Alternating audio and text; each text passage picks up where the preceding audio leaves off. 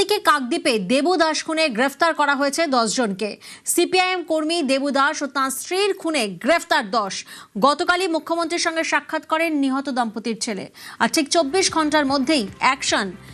অর্পণ প্রতিনিধি আমাদের সঙ্গে রয়েছেন। অর্পণ, যে 10 জনকে গ্রেফতার করা হয়েছে, কোথা থেকে তাদের গ্রেফতার করা হয়েছে, তাদের পরিচয় কি? দেখো, যে অভিযুক্তদের নামে অভিযোগ জানানো হয়েছিল, দীপঙ্কর দাস তার ছেলে যে অভিযোগ জানিয়েছিলেন, সেই 10 জনকে গ্রেপ্তার করা হয়েছে কাকদ্বীপ এলাকা থেকে। প্রথম অভিযুক্ত অশোক মন্ডল, চন্দন কারন্দা সহ মোট 10 জনকে গ্রেপ্তার করা হয়েছে। এই 10 জনই কাকদ্বীপের। অর্পণ, তোমার অডিও আমাদের কাছে স্পষ্ট নয়। 2018 পঞ্চায়েত ভোটের আগের রাতে পুড়িয়ে খুন করা হয় দেবু দাস ও তাঁর স্ত্রীকে। খুনে 10 জনের বিরুদ্ধে এফআইআর। অভিযুক্ত 10 জনকেই গ্রেফতার করল পুলিশ। ঠিক 24 ঘন্টার মধ্যেই অ্যাকশন। কাকদ্বীপে দেবু দাস খুনে গ্রেফতার 10। অর্পণ আমাদের সঙ্গে রয়েছেন। অর্পণ, যেমনটা বলছিলে তুমি। একদমই, দেখো যে 2018 সালে যে খুনের ঘটনা, সেই খুনের ঘটনায় যারা মূল অভিযুক্ত তাদেরকে গ্রেপ্তার করা হয়েছে এবং বুড়াখালী গ্রাম এলাকা থেকেই তাদেরকে গ্রেপ্তার করা হয়। এবং দীপঙ্কর জানা তার যে ছেলে, তিনি যারা অভিযোগ করেছিলেন যে 10 জনের নামে, তাদেরকে গ্রেপ্তার করা হলো, যার মধ্যে অশোক মন্ডল, চন্দনগিরি সহ যে 10 জনের নাম, তাদেরকে গ্রেপ্তার করা হয়েছে। এই তার ছেলের যে অভিযোগ ছিল, বারবার যাদের নামে তারা অভিযোগ করেছিলেন, তৎকালীন যিনি থানার ওসি ছিলেন এবং পুলিশ প্রশাসন, কিন্তু তাদেরকে না গ্রেপ্তার করে অন্য বেশ কয়েকজনকে তারা গ্রেপ্তার করেছিল।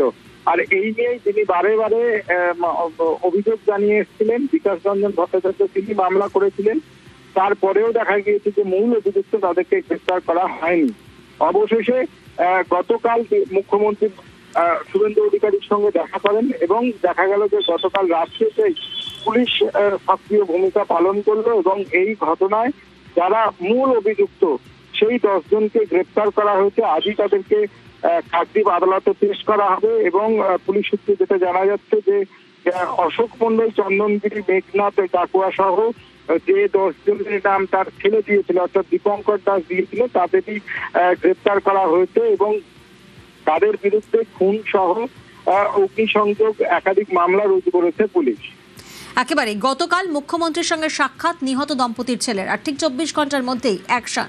আমরা কথা বলেছিলাম দীপঙ্কর দাসের সঙ্গে, কি বলেছেন তিনি শোনাবো। ঘটনা ঘটেছিল 2018 সালের পঞ্চায়েত ইলেকশন থেকে আগের দিন রাতে। ঘটনার পর থেকে তৎকালীন রাজ্য প্রশাসন বলুন, মুখ্যমন্ত্রী বলুন, এই ঘটনা নিয়ে নানা তথ্য খাড়া করেছিল। তৎকালীন মুখ্যমন্ত্রী বলুন বা তৎকালীন যিনি পুলিশের উচ্চপদস্থ ব্যক্তিরা ছিলেন, তৎকালীন এই ঘটনাটি নিয়ে সত্যাসিক তথ্য খাড়া করার চেষ্টা করেছিল। কিন্তু আমি একজন ভিকটিম, আমি দেখেছি কারা এই ঘটনার সঙ্গে যুক্ত। আমি যাদের নামে কমপ্লেন বা এফআইআর করেছিলাম, তাদেরকে গ্রেফতার না করে অপর আরো 10-12 জনকে গ্রেফতার করা হয়। মুখ্যমন্ত্রীর কাছে দেখা করার জন্য উনি আশ্বাস ছিলেন যে এই ঘটনা রিওপেনিং হবে এবং এই ঘটনার সঙ্গে যারা যুক্ত তাদেরকে শাস্তির ব্যবস্থা করা হয়। আমি যাদের এগেইনস্টে কমপ্লেন করেছিলাম, এই এত বছর পরে সেই ব্যক্তিদের অ্যারেস্ট করা হয়েছে।